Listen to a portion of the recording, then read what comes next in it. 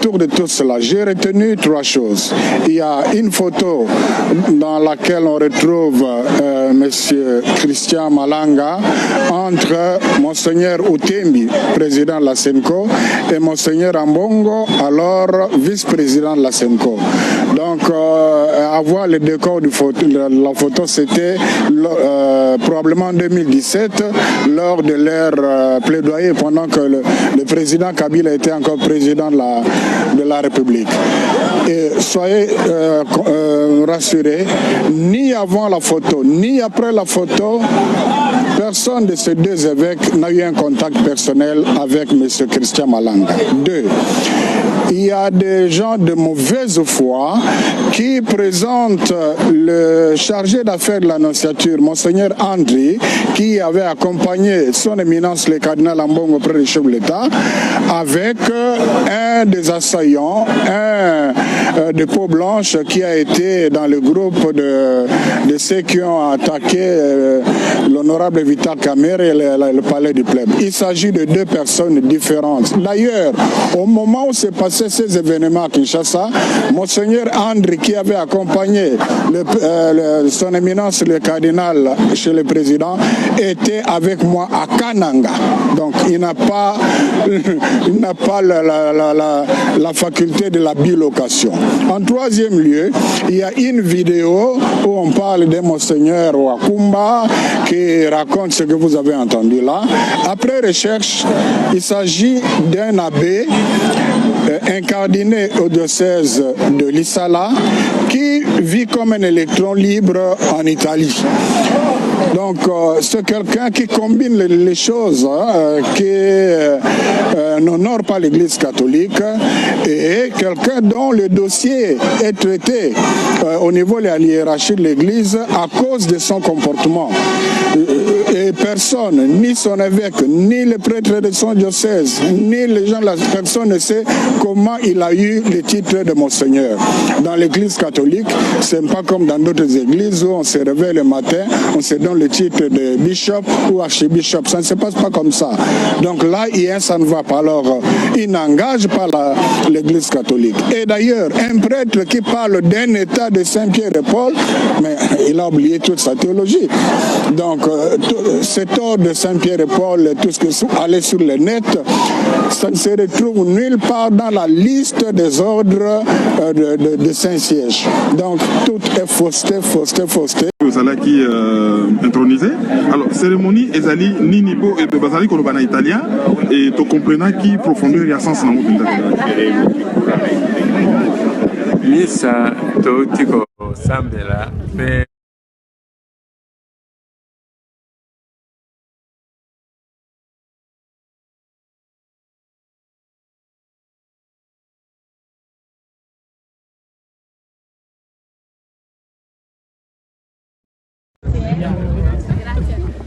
Voilà.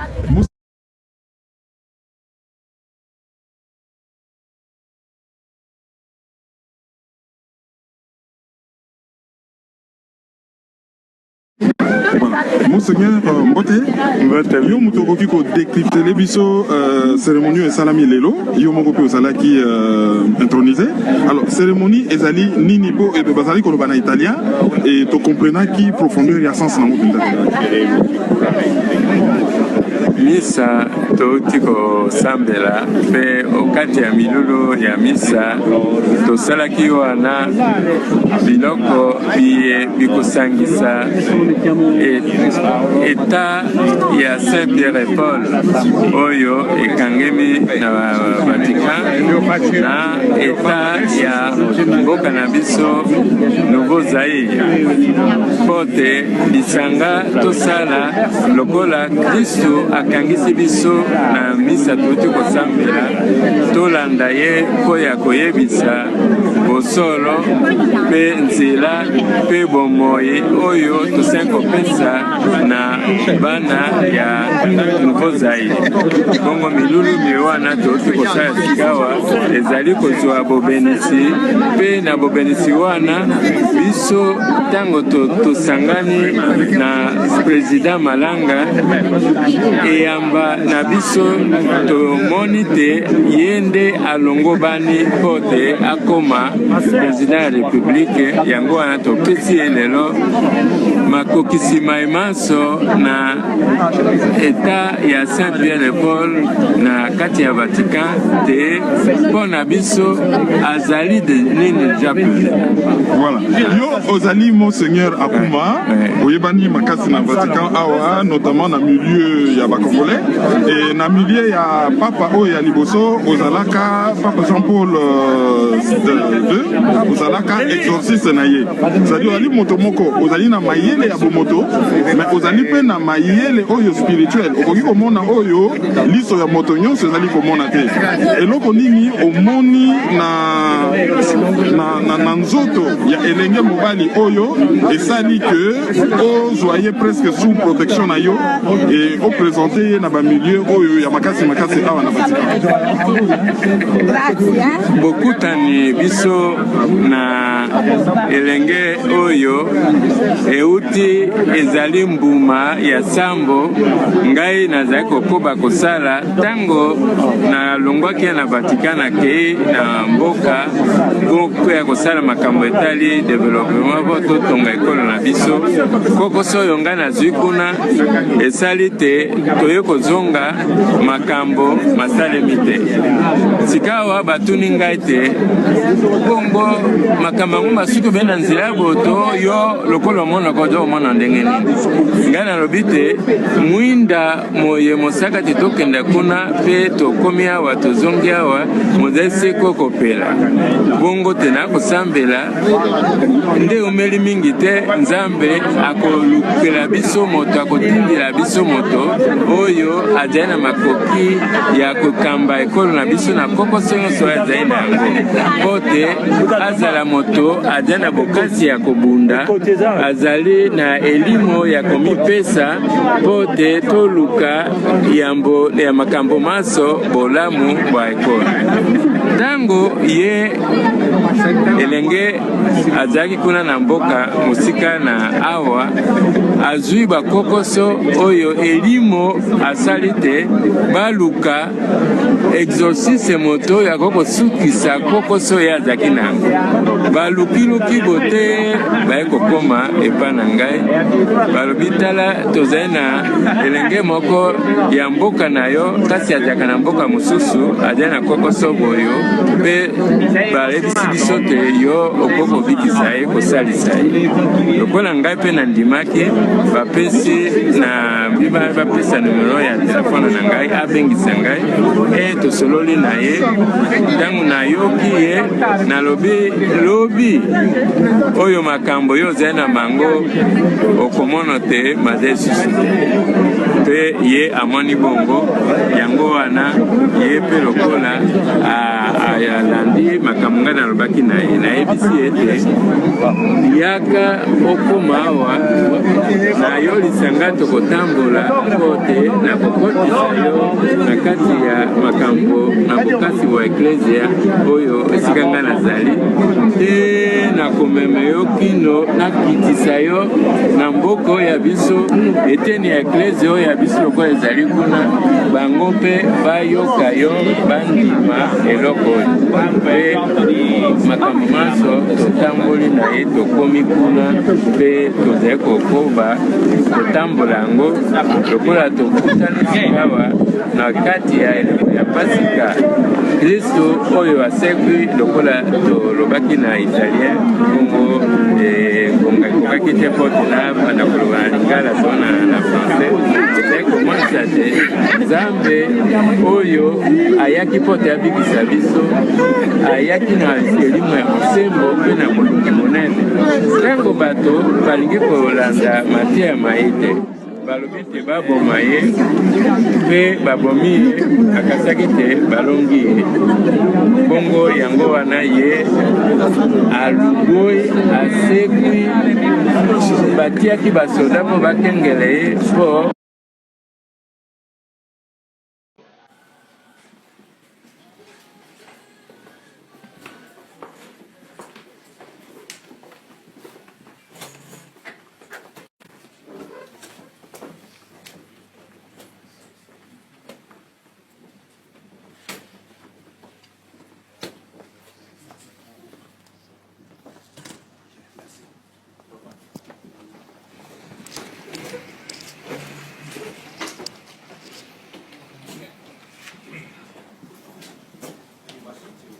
Bote na biso. Bote na biso. Bote wana esengo te. Good afternoon, everybody. Ya liboso lenga senga nanu merci ya komona ke ndenge biso nyonso te tozali awawa mpona kozala liloba ya peuple oyo aza na liloba te.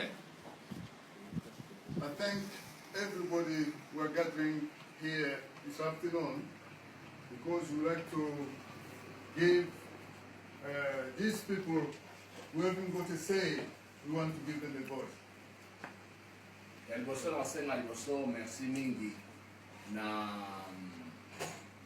delegation na biso oyo euti musika oyo euti Vatican oyo nani ke lelo royaume etindi awawa ba chevalier na ambassadeur ya royaume ya Saint-Pierre na Saint-Paul oyo batindi mpo ba observe oyo tozosala lelo ndenge nasenga kake na kombo ya bana nyonso te ya nouveau Zaire nasenga bango merci. On behalf of the people of Zaire, New Zaire, I'm thanking the delegation from Vatican who are here among us. We're asking them to stand.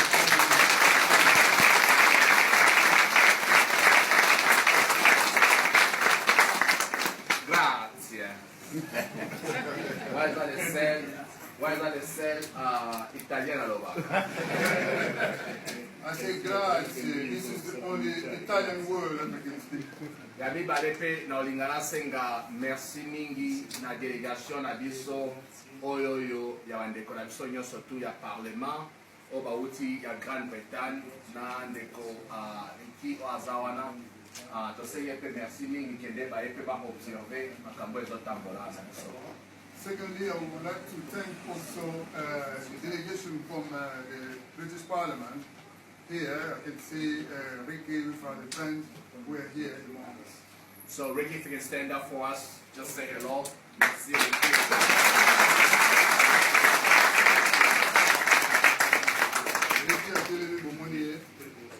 napenda senga merci mingi na conseil na ngai wazali conseil na ngai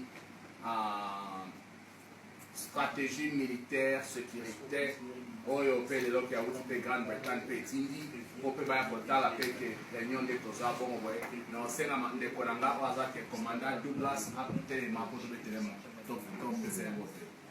I'm also asking my advisor, on the strategy and security, the Commandant Douglas, want you to stand so that we can.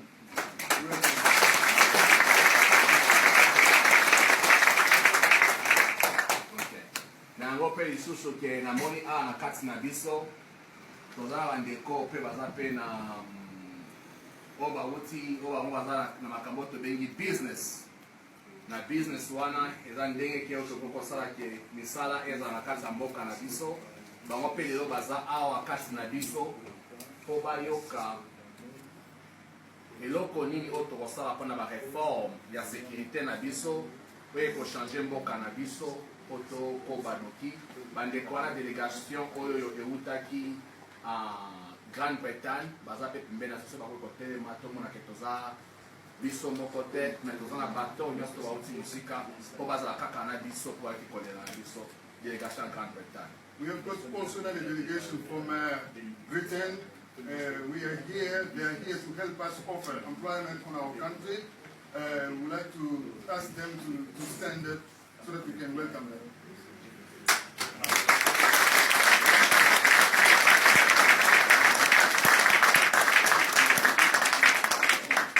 la délégation Moussousoupé, où est outil qui a chargé de la sécurité.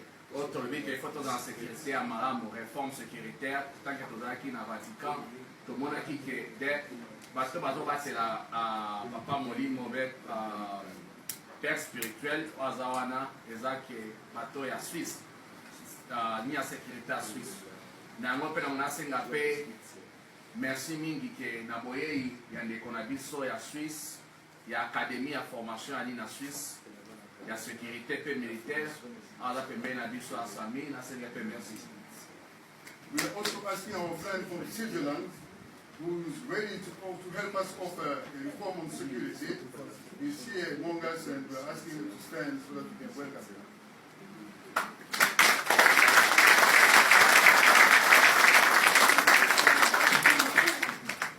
Il y a l'autre liboso pe qui a yamnaona que nasenga nanu merci mingi na neto za awa na conseil na spécial que tatu oyo la tatu moko spécial tatu spécial oyo ezali loba je peux tout de suite comprendre que Christian Azalaki Gaucher. Ça bon côté? Cela veut dire un bon sniper, une fois vous lui frappez dans l'épaule, dans mon plate, il est déjà paralysé. Il va se servir ici sur la moto qui a été. Très bien. À défaut d'être un danger, vous pouvez lui ajouter la cuisse dans le colo, mais à Tikala. Puisqu'on a besoin de la vérité. Ça bon côté? Ceux qui sont venus intervenir, pour féliciter Bango, mais parmi les intervenants, il y a des complices. Voilà. Puisque contact n'a pas de complot, il y a ma camboana, kaka cerveau et moko na zwaka contact. Na ba complice, ba mususu baza ba exécuta ba zu ordre et pas naie.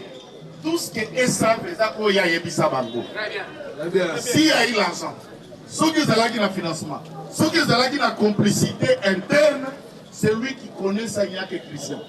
Très bien. Et en l'étudiant, c'est vous connaissez pas les noms, liste est embolatée.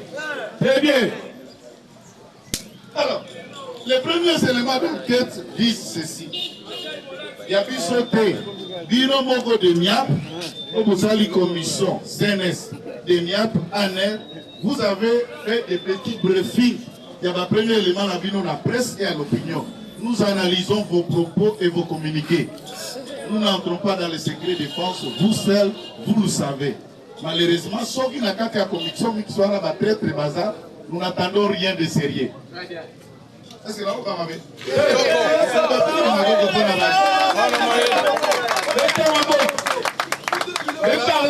Les premiers éléments d'enquête est le Biboy. Les premières informations après quelques auditions des assaillants qui font état d'abord 1, 350 mercenaires présents ici à Kinshasa, dont 50 Américains, 10 Russes, 25 Suédois, 14 Iraniens et le reste sont le Congolais. Certains sont en fonction même dans l'armée. Les armes utilisées sont bel et bien nos armes certaines, répertoriées même dans la 14e région militaire ici à Kinshasa. Très bien. Alors, si tel est le cas, Baza, 350 mercenaires, on s'y pose. Ce qu'on continue à Twitter, je vous épargne les détails, et un avis de recherche signé depuis 2010, la direction générale état-major Ranso Tobingi na Mukuse de Niap, Wapi Christian Malanga Moussoumari était recherché activement et il n'a pas été arrêté en 2010. En 2011, 3 jours avant que l'élection, le mois de décembre, service à renseignement militaire et Kanga Christian. Très bien. Là, Delphin Kaïm, dirigeant Corademia. Bien parlé. Ce qui s'est passé pour que va libérer Christian, je ne connais pas. Et même ça, Delphin Kaïm Yakoufa, mais 99% Yabatou Bazar Academia, on travaille avec Delphin, connaissent cette histoire. Azalaki, candidat député national na Lukunga. Il est resté retenu dans la liste Yasseni na déroulement élection salami sans campagne ça qui a continué dossier na. Après, il faut d'abord noter qu'Azalaki soldat sous Joseph Kabila et lorsque Azalaki recruté à partir des États-Unis pour rejoindre l'armée, Ayaka na casquette ya MLC, na gouvernement 1+4. Après la commission mise en place de 2004 à 2005, il va passer la grade à capitaine. Si Margolega la grade à capitaine, vers 2016, a rejoint John Tshibang, l'actuel général John Tshibang, alors qu'il était colonel, dans un mouvement insurrectionnel contre Kabila. Si ça a été un officier chargé des opérations dans le mouvement John Tshibang, ça veut dire John Tshibang connaît Christian. Oui. Est-ce que vous l'avez Natif Katola continue. À ce moment-là, il y a billet. Certainement, les services de renseignement militaire savent qui est Christian. Il a travaillé comme FRDC, à Lungu, une armée à Congo, capitaine. Qu'il soit né à Swaziland, à Anakomba, à Swaziland. Et il faut noter qu'en 2006, il n'avait que 23 ans. Puisqu'il est né à 83. Azalaki a 23 ans, très jeune. Quand Moussel Laurent Désiré Kabila est mort en 2001, il n'avait que 18 ans à peine et il n'était pas militaire. Très bien, il était dans la branche, il y avait un mouvement avant brassage. Ceci revient à dire que dans l'intervention, nous devons rechercher. Mouton service à renseignement boyebi ba discours naye, misala naye, makanisi naye, il ne se cache pas. Votaka kapage naye, Christian, Malanga, Moussoumari, tout ce qu'il dit, tout ce qu'il fait est sur sa page. Très bien. Bien parlé. Touana Akoya, à côté de Kisasa, a traversé par Beach. Les informations montrent qu'il a pu rester à Brazzaville pendant 7 jours. Dans zone Isabino Mouké à Brazzaville. Quand le président de la République a Kendeki à Brazzaville, François Congolais Baretenaki, c'est quand vous s'assoyez sur le baraye. Ah, monsieur le président, vous êtes itinérant, ça veut dire que vous voyagez beaucoup. Et il ajoute, monsieur le président, et si on inversait, on échangeait nos rôles? Toi, les gens à TikTok, même moi, tu prends ton téléphone, tu tournes, courte vidéo, on a eu à partir, il y a récemment, les gens à TikTok, tout le monde a ça. Et tu vas utiliser, tu vas tweeter, tu vas tweeter, et si on investit nos rôles, toi tu deviens mon vassal, moi je deviens ton vaisseau. Dans la histoire, il y a deuxième année CO, il y a la guerre des croisades, l'histoire des vassaux et des vassals, on appelait en un mot le chevalier du roi. Et ça veut dire autrement, puisque pour ça, là, on a dissertation. Et si, au lieu que toi, tu me poignardes dans les dos, moi, je te poignarde, qu'est-ce que tu en dis? Et toi, professeur, et si, peux changer ma rôle, au lieu que l'ennemi vienne de chez toi pour m'attaquer, maintenant, l'ennemi vient de chez moi pour t'attaquer, qu'est-ce que tu en penses? Et si, au lieu que l'ennemi commence par l'est pour venir te chasser à Kinshasa, maintenant il commence de chez moi tout près ici pour venir. Qu'est-ce que tu en penses? Qui a vu cette vidéo? Qui a vu cette vidéo? Et tous ces cas. Nous l'avons dit, c'est la Bible. Pourquoi Brazzaville à Brazzaville? Soit Brazzaville a été 980 km calés dans Rwanda, ils ont débattu. Ils ont soupçonné. On est en train de délimiter les bornes. Et c'est le service à délégation du gouvernement rwandais, non militaire, armé. Il y a Brazzaville, qui n'a pas délimité. 980 km. Vous avez l'anglais à péter? Carré. 980 km. 980 km. Carré. 1 km carré, c'est différent d'un kilomètre au Tamboula. Vous savez comment on calcule, puisqu'on sur les gars qu'on a la géométrie. Maintenant, Moukoussé. Cela veut dire que Brazzaville, Azami à Kagame. Brazzaville peut loger ceux qui vous créent ici. Christian Malanga, avant, a passé une semaine à Brazzaville, à traverser Awa par Bichimbobi. on suppose qu'en air demi-ample, deuxième, Abit Mobila savent que Christian dans la recherché, pas aller dans le les cas negeni. Lupango, Lelo, Smogangaba, tout le monde, Lupango, ma campagne, Otala restaurant, dans la place de terroriste Bazalaka. Pour éviter, tango, Bokangi, Batouan, Babandi, Kolobatuban, dans la place telle où le service de la sécurité peut anticiper par événement avant que ECOMA, soit biso, toi, biso, pam. Pour surtout qui a un mot pour toi, civil, toi, tu as renseignement. Ceux qui ont l'enseignement comme il faut surtout comme Makambo. Ils ont dangereux. Oui. Général Maël Aloba. Ceux qui ont une sécurité, ils ont persisté pour les Kambombo, ils ont aussi la tête. Il n'y a pas que parmi ceux qui sont censés sécuriser, Moko Rabango Azali pour créer un sécurité. Dans le discours. Lumbe! Moitié, moitié! Moitié, moitié! Lumbe! Na lobi na yo tika ye otala no bitabila maboko na lobi na bino soko landi discours ya Christian Malanga na direct na ye ozalaki déclenché na 3 heures presque 40 à 45 soki direct eza ba heure wana olandi siko récit ya midana mobali na ye ke yazalaki na bongi Mobali na Ramoussi na 4 heures. Tout est dit. Les gens ont tweet à se confier la presse. Dans la mouki, Mobali a déjà assiégé depuis longtemps. Nazoyo Kabatir, Ezakobet à Libanda. La mouka. Dans la mouki, on se rendre compte que nous étions déjà assiégés. Et je me suis rendu compte que Bassayan, avant d'opérer, ça sur le tweet, il y a Justin Kaboumba, journaliste derrière. Avant d'opérer, l'alimentaire qui d'abord va appeler sur drone pour observer là, pour aller à côté de Zala qui après va tirer malade.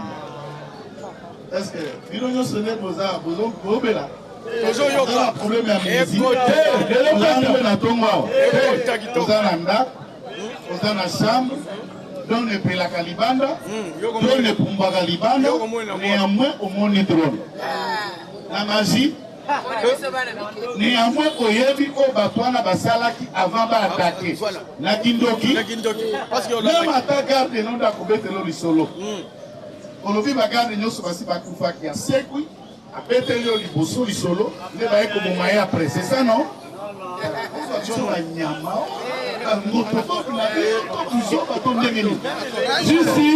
comment il y a une chambre, drone les ossillonnés, loupango, aux hommes. Et puis, papa a su téléphone à Bengi. A su garde moko na mungongo yako tremble titi mokonzi. Ndenge bazawa, bazo lukande yo. Cette première phrase souligne et note que lorsqu'on cherche quelqu'un, et que Moukolo a commis Kobenga garde na téléphone, des hypothèses. Il y a Liboso, c'est que quand même, et il est tenté d'appeler de loin pour la Kouébani les autres Kakoulou. Deuxième hypothèse, est-ce que garde Oyo Alobaki, Nena Lobi Mokonzi, Bazo Lukandeyo, Baza 40, non, prenons maintenant l'hypothèse. Basi Bakangiye, ne Batounie, toujours le capital Kamer.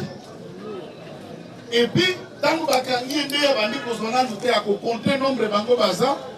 Sauf qu'il peut Batouana, Babalou, qui est Simanda. Et qui est Bakangiye, le côté à Liboso. Azo compté Baza na Sima. Azo compté Baza Libanda na clôture.